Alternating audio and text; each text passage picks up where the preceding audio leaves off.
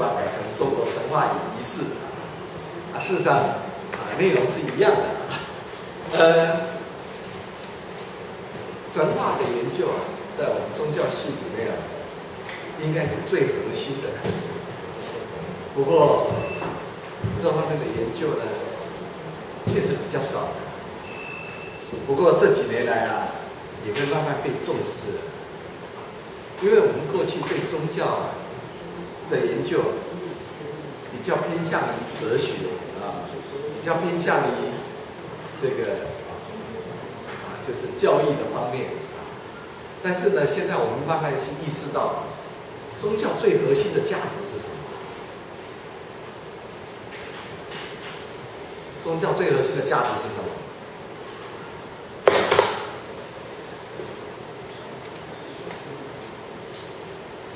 应该不是那个教义，其实也是一种外在的表现形式。最核心的应该、最深层的应该是它内在的什么？内在的信仰或者内在的这种内在的那个超越的存在这其实就用我们现在比较学术性的语言来说，就是灵修但是灵修在过去事实上是不可碰触或者说用佛教的话来说就是不可说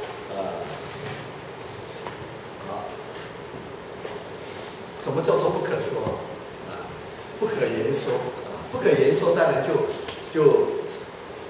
没办法更具体的形式化。那其实这就相对于教义来说，教义就可以言说但是可以言说的这种宗教的教义它本身其实也是一种抽象。所以哲学它本身就是一种形而上学它是一种抽象，只是我们可以怎么样？我们可以用语言来表达。但是语言呢也是有时而穷而且我们表达的那个语言是我们要传达的意思吗？这就涉及到在文学里面因为我是中文系出身的所以我比较对中国文学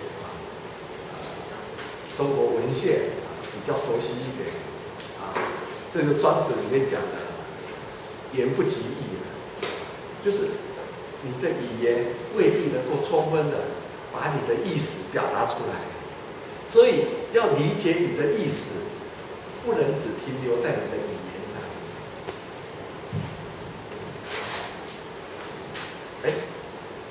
听得懂老师讲这句话吗？就是你要了解我的意思，你如果只停留在语言上，那你跟我的意思一直都是有一个距离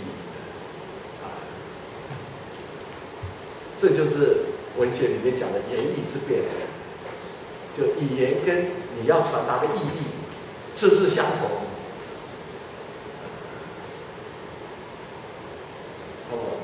言不尽意就语言未必能够充分的去表达你的意思所以因此我们的重点不在语言，我们重点是在意识的传达或者叫做意义的表达所以语言只是一种表达的工具，但是这种工具呢，它事实上也是不完全充分的所以我们要怎么样？庄子里面就讲，我们要怎么得意忘言？我们要了解了那个意义以后，把那个语言也忘掉了。所以如果这么说的话，那么宗教所传达的各种的思想观念，其实到最后我们也要把它忘掉，因为那个不是宗教最核心的意义，它也只是一种工具而已。们也经常执着于攻击。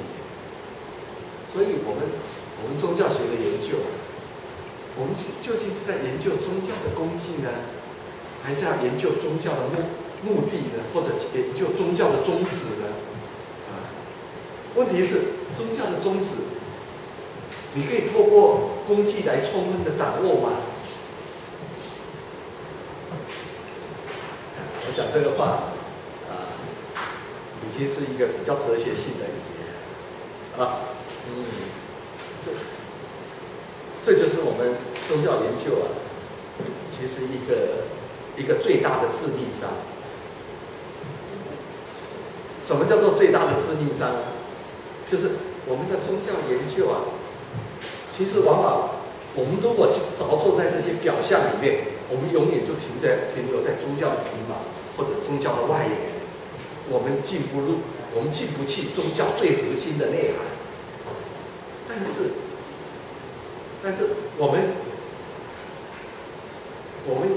用什么方式来帮助我们可以去进入到宗教的最核心内涵？因为宗教最核心内涵到最后可能就是不可言说就像你们说神存在吗？你会问你那个神圣的经验是真的还是假的？常常有人问我这个问题，我说你不要去问真假，它只是一种表现的形态问题是谁能去判断真假呢？谁能判断真假？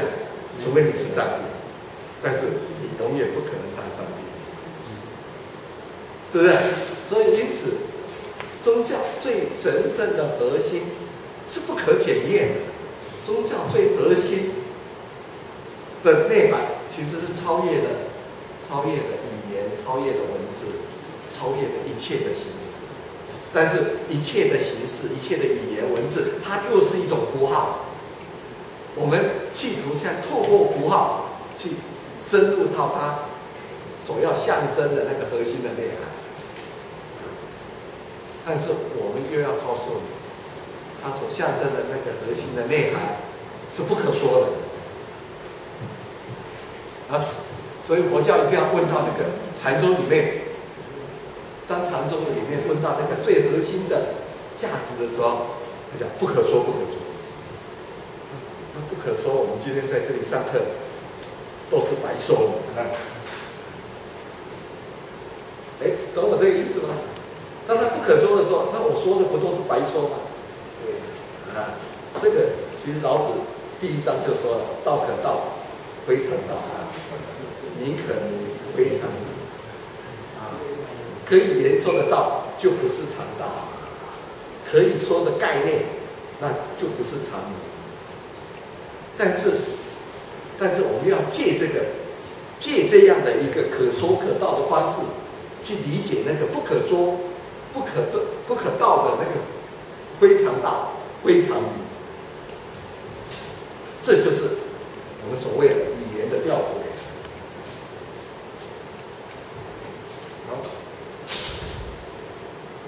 所以我们宗教系真的是存在吊诡里面就是当我们言说无穷的时候，其实我们是不知道的当你讲经说法几十年，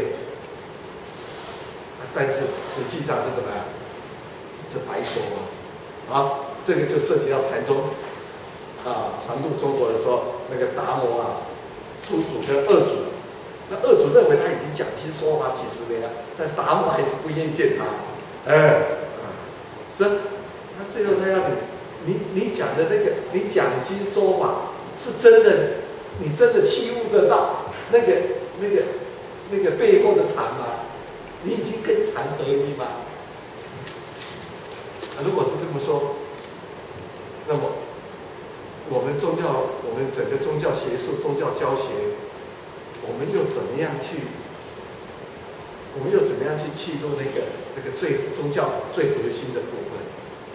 所以以前在宗教学的研究里面基本上就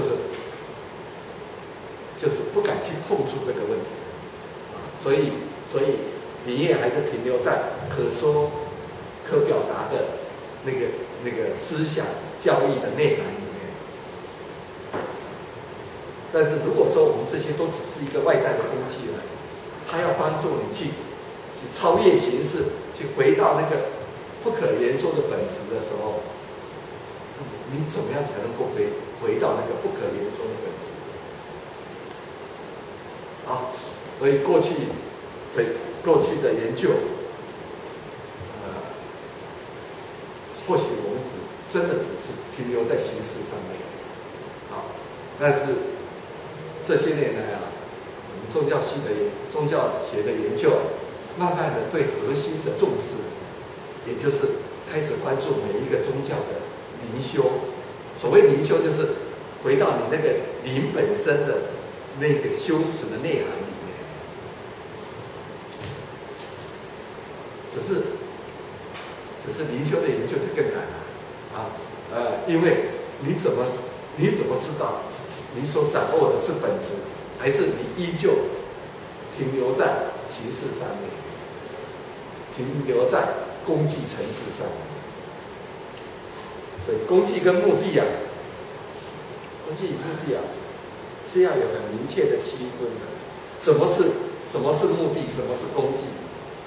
好，当我用指头指着月亮的时候，那哪一个是功绩？哪一个是目的？指头是什么？功绩。那目的是什么？月亮。那你不看月亮，你看我的手指头，你的手指头怎么这么细？还是你的手指头怎么这么粗？那这个重要吗？当然这个也重要了，我所指的它嘛。但这是功绩，我只是要借助这个功绩去理解我要指称的目的，但是你不要停留在这个功绩上。如果是这样的话，你回头来看我们宗教学的研究，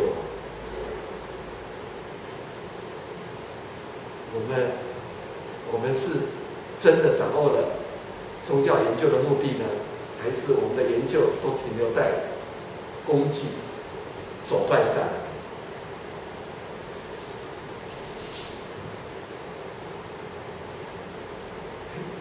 我讲的这个是比较，可能对你们来说可能是比较深的问题了，但是我认为这是最核心的问题。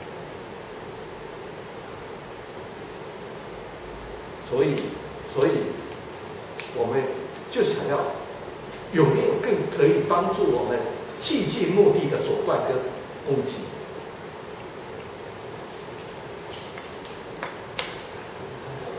什么？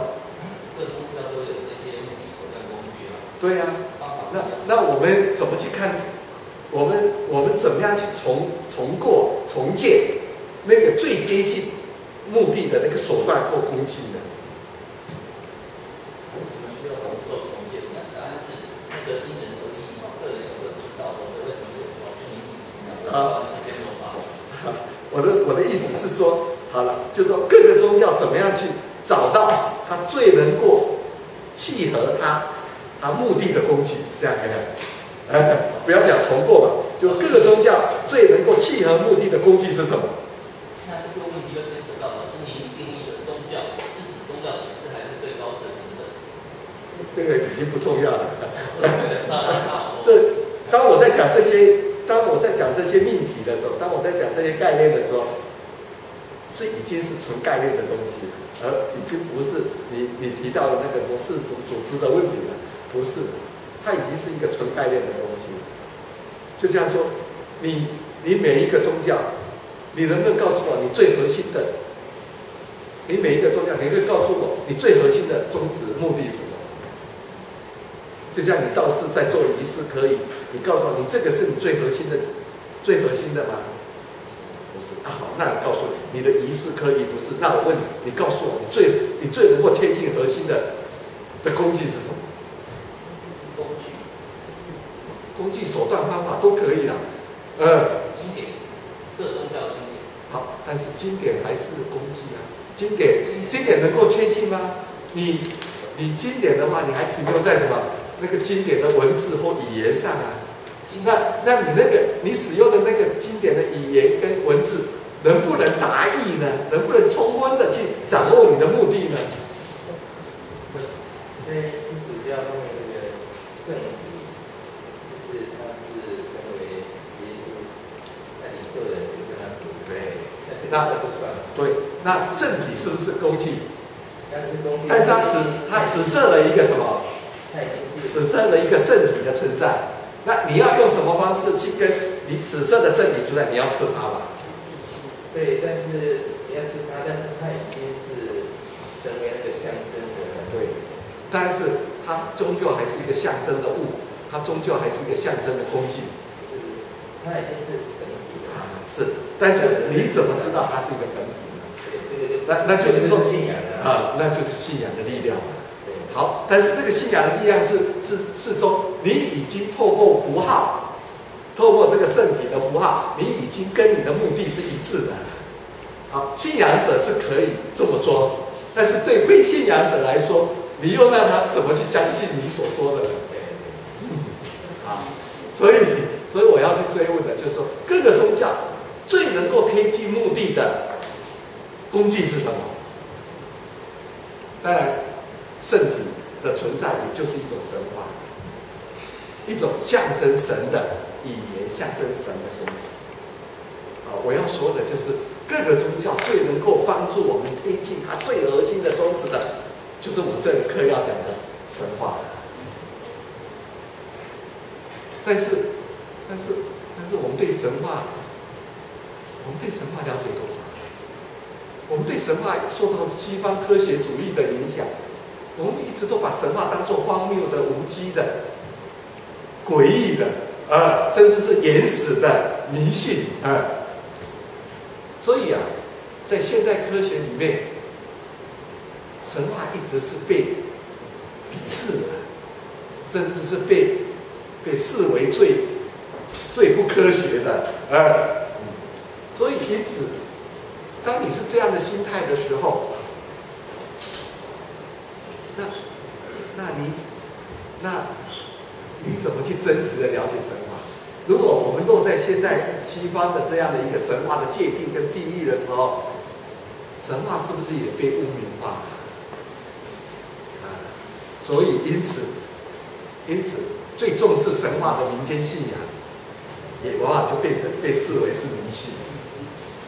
但是那个最直接跟神沟通的那些方式，比如说巫术啦、占卜啦，这个种种，你能说它是迷信吗？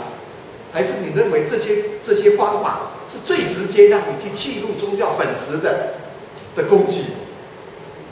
但是这些功绩为什么在比如说降神这些，为什么在现代科学领域里面，它却被认为是迷信，认为是罪，是吧？应该是怎么说？应该说它是最被忽略的，甚至认为是什么？是不能让我们去切近目的的。这就是一种意识形态的纠葛。所以我上个礼拜到韩国首尔大学去演讲，还到江宁大学演讲，那些教授就问我的一个问题你们台湾会不会排斥那个他们当韩国叫做巫堂巫堂就是说那个鸡童巫堂就相当于我们的鸡童我这一次还在韩国还看到了他们的鸡童，就是我们的鸡童你们会不会排斥他？当然我不敢说解严之前，但是我说解严之后，其实我们长期以来，我们把这一类的都视为道教，因为我们的所有的神庙都登记在道教名下所以我们至少我们不会认为它是一种迷信，我们也不会排斥它，说它不是宗教。但是在很多的国家，这一类的跟神直接交往的这些直接的攻击啊，在很多的国家都把它视为迷信，懂我这个意思吗？所以神话也是啊，神话其实就是神讲的话。我问你，鸡童他开口的时候，或者是孪生当他胡鸾开口的时候，或者像灵鸡他开口的时候，他讲的他是人在说话还是神在说话？那神在说话是不是最直接的？但是为什么这个最直接的神在说话，你却把它当作迷信？对不对？它不是就是媒介而已吗？而且它是最直接象征那个超越神的存在啊。但是这样的说话的人，你为什么就不相信他说的？然后你就会认为他是假的，他是迷信，就像你那个圣饼一样。你说我这个圣体，我这个饼，我代表的圣体，那对一般来讲，你那个只是饼干而已嘛，你那个只是饼而已嘛，你那个只是你那个只是饼而已嘛，你凭什么说它就代表圣体呢？那你相信那个饼就是圣体，你不就是迷信了吗？是不是？可是你那个又发生那种类似那种白马黑马那种变模式，因为对，既能代表是跟神圣相交的鬼，可是那个神圣说不定是鬼啊。啊，鬼也是神圣，鬼也是超越的存在。不管你是神，我就是等一下我要讲的人鬼神的问题啊。至少有形的是人，无形的是鬼神嘛。反正不管是鬼说话或者神说话，都是灵在说话嘛。所以他说的都是超越性的语言嘛。对，那你凭什么从你事实的角度，你去否定这种超越性的语言呢？是不是？是不是你要去尊重这些所有的超越性的语言？应该不是说。问题是你凭什么？你凭什么要去判定你上面的是真的还假的？你凭什么？没有，我们这不是说去判定它是真的假的，而是说在这个个人的行为，因为既然它是代表了神圣，发言出来的是代表神圣，那么势必在这个中间一定会产生一个不同于这个转介人的这个。那不管他是怎么样，他这样的行为，当他企图的去传达他最核心的价值的时候，你是不是应该尊重他，而不是去追问你是真的还假的？是不是？问题是谁有权利去判断他是真的还假的？可是就我知道的佛教、道教然后天主基督可能也有，都要辨别什么是真的。所以有人说佛教、道教、基督教，当他落在教义的时候，他已经更远离的宗教最核心、最神圣的内涵。可是他们都是要求要辨别啊，然后不要换东换西啊。那你呢？我这样问的是，你用什么方式去辨别呢？佛教它有因明学，有什么逻辑学，但是那个越搞越传达，越来越糊涂啊，是不是？不是，可是佛道都说神来拿神，鬼来拿鬼啊，都理他。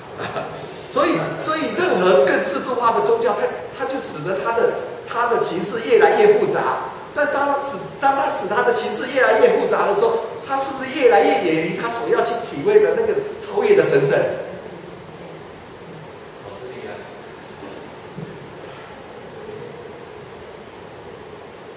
所以回过来就是说，我们是不是应该以谦卑的心去尊重所有传达神圣的信息的人，以及传达信息的工具？那就是什么？那就是语言嘛，或者说神圣的语言。所以神话其实我们要界定的就是传达神圣信息的语言。好，那么它是人类最早使用的工具，也是人类最早文明的创建。那我们要对这个最早的形式、最早的文明的创建的内涵，我们要怎么样？我们如果是你真正的契入在宗教之前，那你应该尊重这个人，因为你无法作为上帝。当你无法作为上帝的时候，你无法判断你所看到的这些神圣的语言、神圣的情境，你无法判断它是真的还是假的，你也无法判断它是对的还是错的，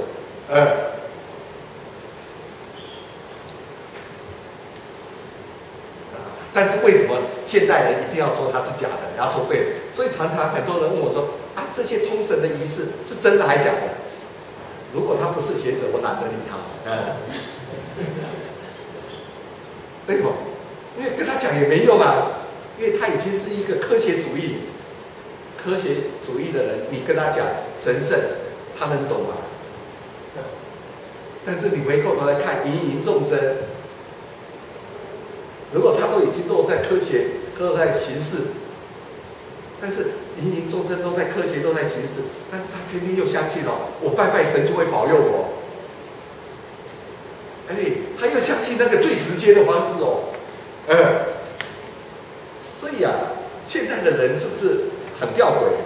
一方面他也很科学主义，他一定要去问真假，但是一旦涉及到他心灵上需要的终极归宿的时候，他又要想说，我又拜神一定会保佑，我拜神就会保佑，那不是就最直接去跟神圣交接的那个东西吗？所以他一方面他又受到科学主义的影响，他不相信，但是当他某种情境的时候，他又非常相信。老师会不会是因为那个媒介物，它事实上是对媒介物的这个产生的指引，但是他又相信他可以直接进入媒介物里面。对，所以也就是说，他事实上相信它的存在，只是因为媒介物的。那就是他对媒介物没办法充分的了解。对。是，那么我们宗教学是不是应该要教导我们，对任何宗教去传达神圣的性的这些媒介物，我们是不是要下功夫去了解它？是不是？那这样的话，在宗教学里面，最重要的媒介物就是神话嘛。因此，在宗教学里面，我们是不是应该去深入宗教神话的内涵的研究？所以，宗教神话内涵的研究，是不是非常重要？好，那回过头来还是在说明了人跟神圣的交接有哪些是最直接的攻击？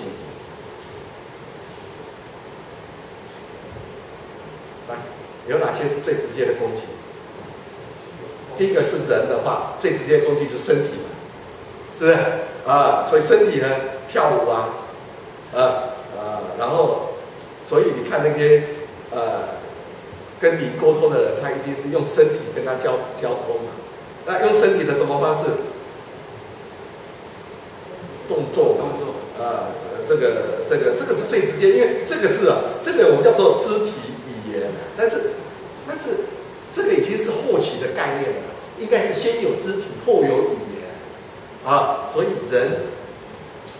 人应该有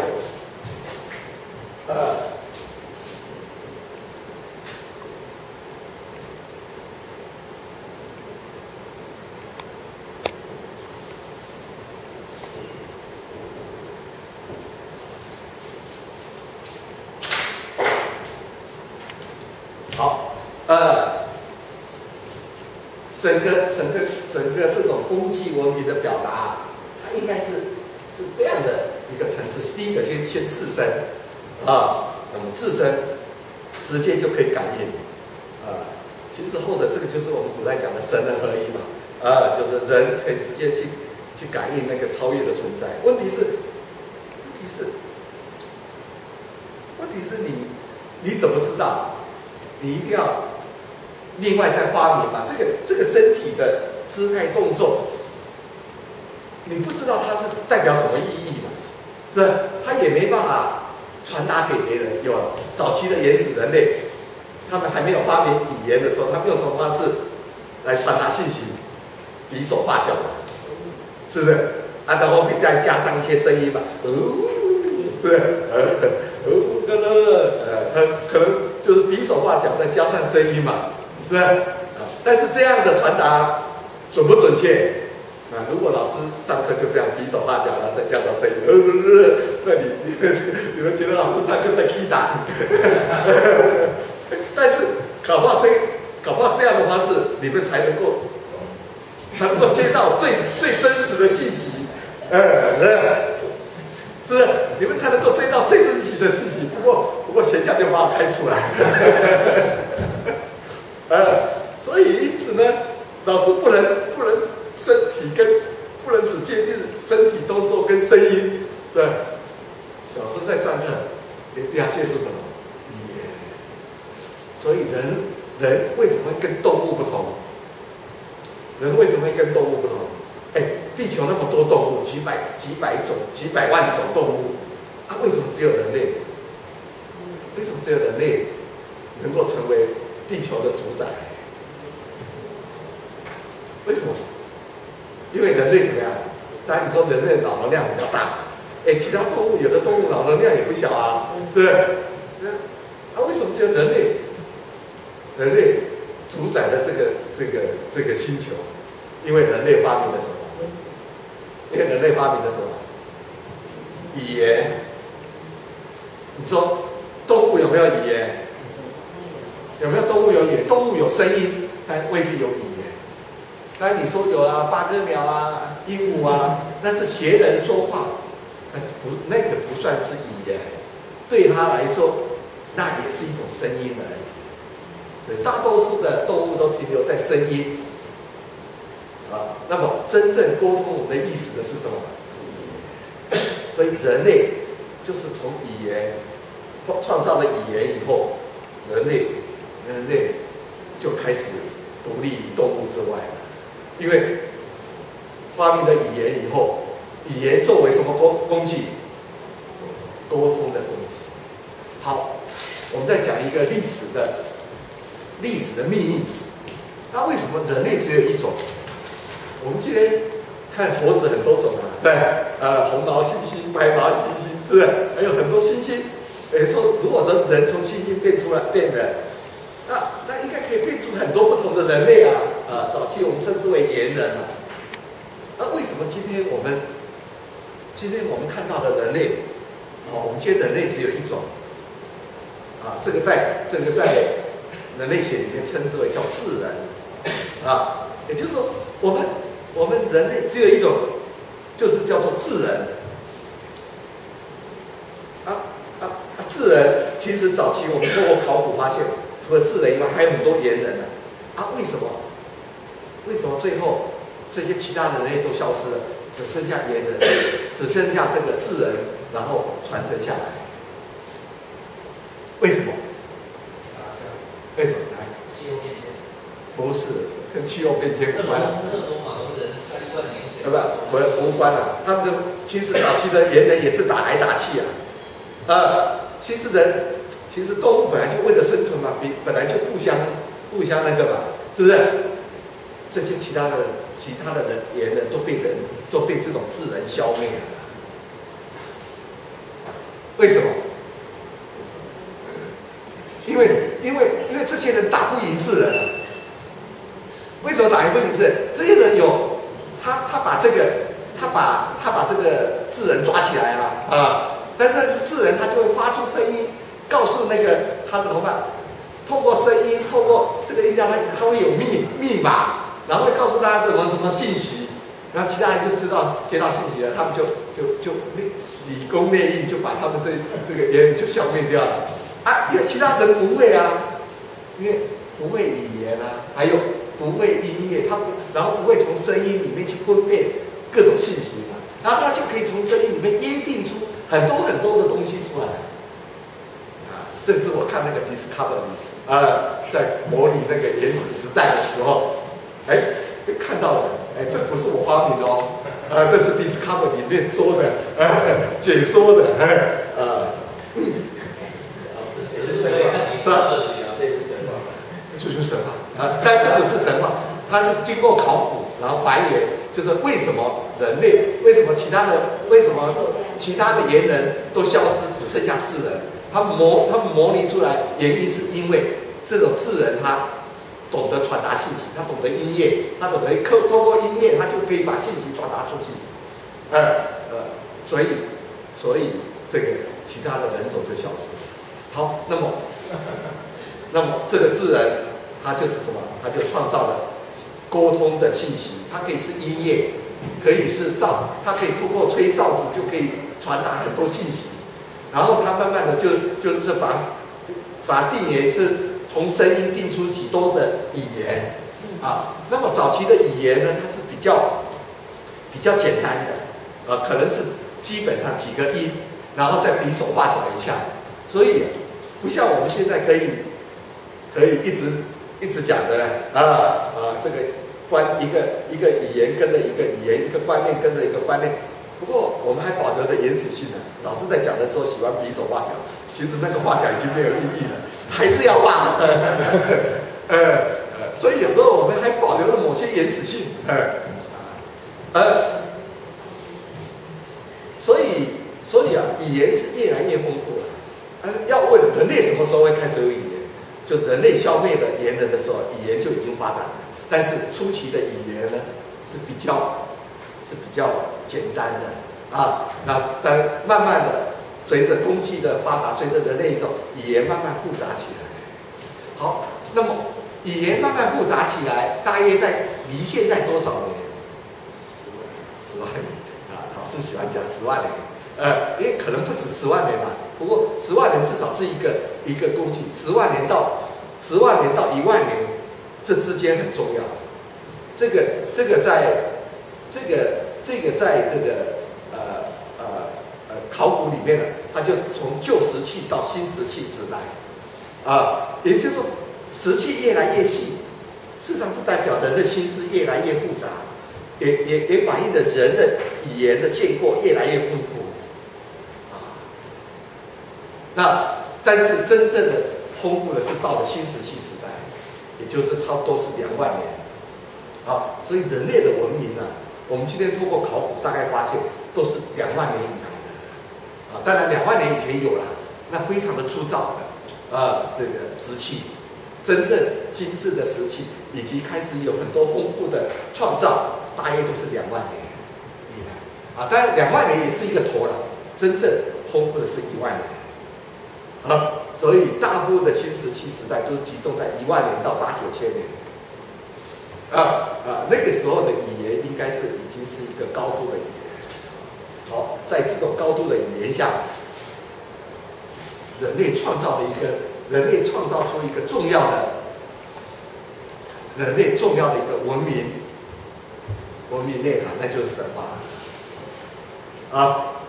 所以神话大约就是新石器时代，从1万年到8、9千年，这个当然之前可能还是有的，但是之前我们通过考古也找不到了比较集中的就在这里，因为随着语言的丰富以后，人要传达的不只是，其实世俗性的语言那很简单就好了，是不是？吃饭睡觉讲话是不是？你好，其实你学语言那个什么生活性的语言很容易学但是你要学到把那个语言学会到能够表达你的思想，那很难所以我这一次到韩国去就基本上都是他们翻译他们翻译也可以看出翻译者的功夫有的翻译的很详细，有的可能他就没办法，因为这里面还有的工具转译的问题但是人类真的很清楚的能够充分的传达语言以后，他会用这套语言来描述什么？描述他想要企图去怎么去推进的那个神圣的那个领域因为要去推进那个神圣的领域，他就必须借助更什么就必须借助更丰富的语言好，那么它因此语言就更丰富了。那丰富的语言里面，它传达许许多多的超越的信息。那超越信息，也就是他意识到了有一个超越的存在。好，那个超越的存在，你叫它什么都可以。但是我们可以简化它，就是称它为神。当然你可以说上帝安拉什么种种。到了后来的宗教，那个超越的指称越来越复杂但是可能在原始时代里面，或许我们可以有一个共通的或者在基督天主教里面就大是不是神是不是啊？所以他意识到那个神可以叫各式各样的名字，但他也意识到那个神跟人之间的种种的互动，然后也开始透过这些语言去描述人跟神那个互动的场景，而那个互动的场景就过成了丰富的神话只是中国的语言性比较弱，后来文字很快的发展，所以语言用文字以后慢慢比较就是断简长篇，零零散散的，比较完整的是什么神话？在人类对古神话，然后记载的比较完整，然后比较丰富的是什么神话？是哪一个地方的神话？希腊神话嘛，是不是？希腊神话里面的那个故事情节非常的丰富当然我们也有借助很多的少数民族，他们还停留在语言的民族，他们也有很丰富的神话现在很多人也把这些神话记录下来就尤其是在大陆，他们记录了很多少数民族的神话那我们汉民族也有很多很丰富的神话我们汉民族也有很丰富的神话有什么来保留？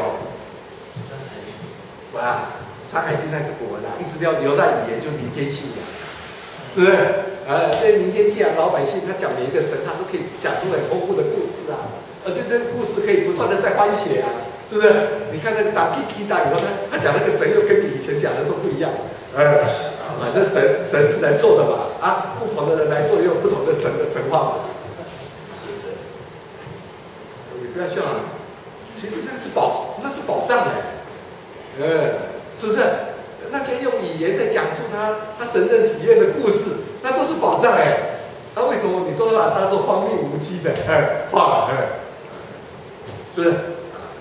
所以我们要去尊重这些还活在语言世界的人，他传达的种种的神圣信息我这样说会不会太迷信了？我这样说会不会太迷信了？不会，是不是？不会，因为很多人不了解。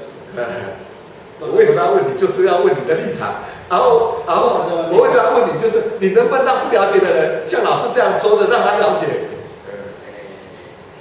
现在这个年代，自己感应最重要。但是他感应不了的时候，我就认为你是假的所以说现在为什么这个年代里面灵修这么多，就是这个原因。因为这个本来就是中国存在的，从老师讲的8、9千年、1万年之前就已经存在，到现在还没有消灭。但是每一个人他没有去接触，他不知道，他只站在外面看，不管是哪个那你能不能像老师这样，说的让他明白？他愿意听他愿意听，我愿意听把经验分享给他，那就 OK 了。他如果不愿意听，道不合不相为对不对？今天老师为什么要讲？就是说你能够有做神圣体验的人，那你同样的也要学会怎么样？学会学术性的语言和工具，让他们也能够贴近于你想要表达的世界。所以这个就是我们为什么需要上课的原因所以好，那我们知道了，所以我们要尊重语言我们要尊重活在语言世界的人，因为活在语言世界的人，他才是最真实的。其实可能也可能受到语言的污染但至少他比较少受到文字的污染所以那个党基说实在的，如果他只是从小他就在语言里面去传达神的意思那他真的就是充分在那个神圣语言下的生活里面但是很遗憾的是，我们不只是被语言当然也会污染，但语言的污染比较小我们受最大的污染是什么？文字。好这个要说来又话长文字，其实文字是什么时候才开始的？人类进入到新石器时代，语言达到一个顶峰的时候，这个时候人类就开始发现只有语言是不够的。为什么？因为语言有限，就像我们在这里上课一样，晚来的前面老师讲的都没听到，是不是？当然老师没有怪你晚来，但是你怎么样？你晚来你就失去了原来老师语言教过的那个情境，是不是？所以因此怎么办？没听到的人怎么办？就像我这个课，你晚来你没听到怎么办？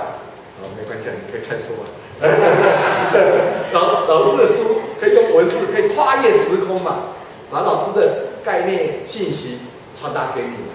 所以早期的人也在思考我只能跟这里讲我要不断的去跟人家讲我要不断的跟人家讲，当然我要把这个话讲，整个故事整个结构都在讲圆融嘛，所以我要不断的背诵，然后再不断的讲嘛。但是在讲的不断的讲的过程中，会不会不断新的东西又加进来，然后不断的会有新的东西，所以就不确定嘛，不确定性嘛，是不是？所以早期的人就会觉得这样子我想的东西就我听到人听到了没听到人就没听到了，那也可能听到人他就没有再传出去，那我的东西可能就消失了是不是？所以老师也不能光只是讲课了，老师也要写书了。不然讲课你这听到的人最后也没有了，你的一套东西人家也都不知道是不是？所以这个开始要想，那我用什么方式把我要讲的话可以记录下来？第一个原话